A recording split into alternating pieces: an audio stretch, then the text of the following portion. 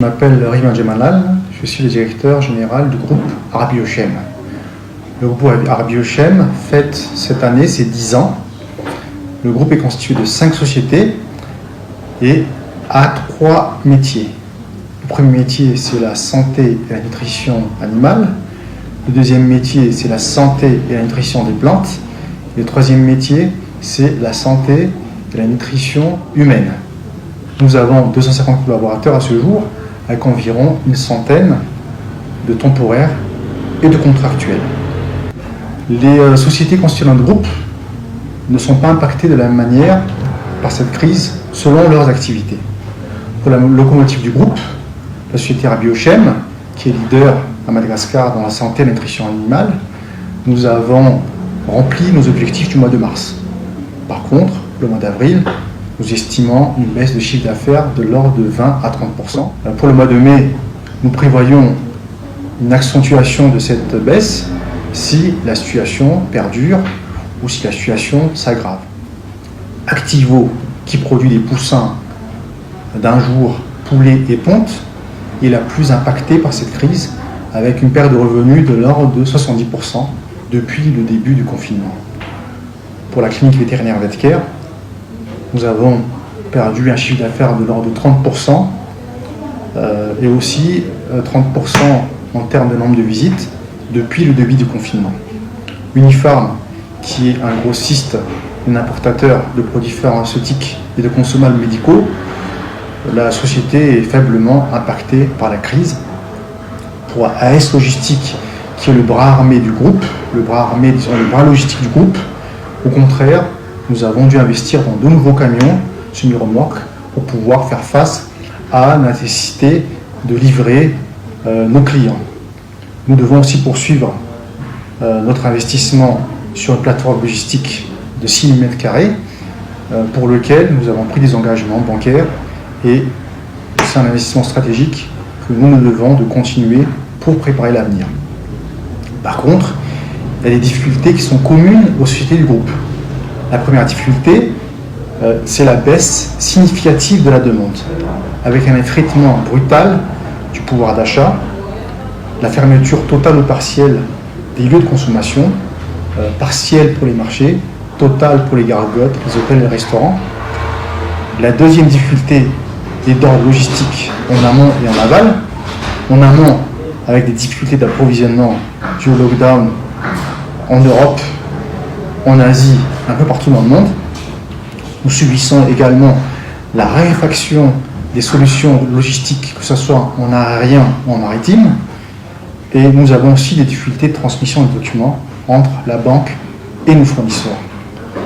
Cela se traduit par des risques de rupture de stock et des frais de magasinage et sur Estaris significatifs. En aval, nous avons parfois des difficultés à livrer nos clients et nos clients ont aussi des difficultés pour accéder au marché. La troisième difficulté est le coût de renchérissement des facteurs. Les prix à l'international ont bondi, le coût du fret également, l'arrière s'est déprécié et le coût des facteurs a aussi augmenté parce que vous avez les mêmes coûts fixes pour produire avec un volume plus faible. Alors, le souci, c'est que dans un contexte de crise, vous ne pouvez pas vous permettre d'augmenter vos prix de vente. Et la quatrième difficulté, et celle qui nous fait le plus peur, c'est l'augmentation considérable du risque de défaut client avec des perspectives de faillite en cascade si nos clients n'arrivent pas à trouver des solutions et si la crise perdure dans le temps. Alors, quelles sont les mesures prises pour faire face à la situation? Nous avons réorganisé notre travail. Chaque société a dû adapter ses horaires et ses rotations quand cela est possible. Nous avons réorganisé l'espace de travail. Nous avons renforcé nos formations en hygiène et en sécurité. Nous avons également renforcé nos équipes de gardiennage dans un contexte de risque accru d'insécurité. Les assistances techniques aux clients se font à distance quand c'est possible, sauf situation critique où le déplacement est vraiment nécessaire. Nous profitons également de la baisse d'activité pour analyser et améliorer nos processus et nos procédures, notamment nos procédures d'audit et de contrôle interne. Nous avons suspendu tous les investissements non essentiels, non stratégiques, et avons dès le départ identifié les coûts que nous devons couper ou réduire. Nous avons anticipé les stress de trésorerie possibles en restructurant avec les banques nos lignes de crédit actuelles, dans un premier temps, dans un deuxième temps, en augmentant les lignes disponibles pour qu'elles soient prêtes à être utilisées si nécessaire. Nous avons mis toutes nos forces pour aider nos clients à solutionner leurs problèmes, comme la baisse drastique des débouchés et les problèmes logistiques pour leurs intrants et leurs extrants. Nous avons par exemple accompagné et conseillé nos clients pour la vente directe sur les marchés et aussi sur les réseaux sociaux. Nous avons aussi contacté et négocié avec les gouvernements pour pouvoir intégrer nos éleveurs dans le programme d'achat public Louaran. Et enfin, nous avons dû aménager le rééchelonnement des créances et des échéances pour nos clients quand cela est nécessaire. Alors, quels sont les besoins et les besoins de soutien et d'accompagnement? Bon, nous avons à plusieurs reprises l'occasion de formuler nos propositions à l'État. La première proposition, c'est que pour sauver la filière et éviter les faillites en cascade, l'État doit privilégier les achats des productions locales dans ses acquisitions publiques, notamment pour le programme Louaran. Et je pense que cette proposition est en bonne voie d'aboutir.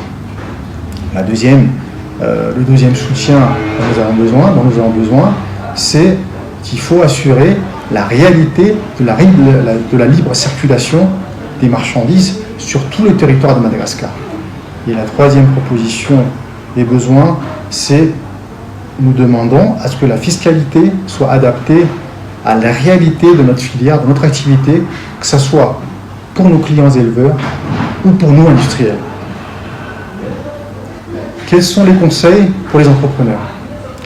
Bon, le premier conseil, c'est d'accepter nos quelques certitudes et de vivre mieux avec nos innombrables incertitudes. Une certitude, c'est par exemple des pertes sèches que nous avons à subir, notamment pour nous dans le domaine du vivant, ce sont des pertes irrécupérables. Perdre de l'argent, ça fait partie de la vie d'entrepreneur. Les incertitudes, c'est par exemple l'évolution de la situation épidémiologique à Madagascar et dans le monde, et cela va affecter nos activités et aussi notre avenir. Il faut être confiant et se dire que nous avons, de par nos expériences passées, les moyens de nous en sortir. Et l'expérience d'aujourd'hui que nous sommes en train de vivre sera aussi utile pour notre avenir. Le deuxième conseil, c'est d'anticiper. Dans un contexte d'incertitude, il faut anticiper le pire pour entrevoir le meilleur. Ne pas attendre d'être dans une situation critique pour prendre des décisions drastiques. Et la clé, c'est bien sûr la maîtrise de la trésorerie. Le troisième conseil, c'est de s'adapter rapidement, d'être très réactif et de savoir lire l'évolution du marché et identifier les opportunités. Le quatrième et dernier conseil, c'est de maintenir un dialogue de qualité avec tous les partenaires. Vous vous souviendrez de ceux qui vous ont aidé et soutenu dans les moments difficiles, et sachez que vos clients aussi, ils vont se souvenir de ce que vous avez fait pour eux. C'est donc l'occasion de fidéliser vos clients. C'est aussi l'occasion pour vous et pour votre entreprise de révéler les chefs de guerre, les généraux et les officiers parmi vos collaborateurs.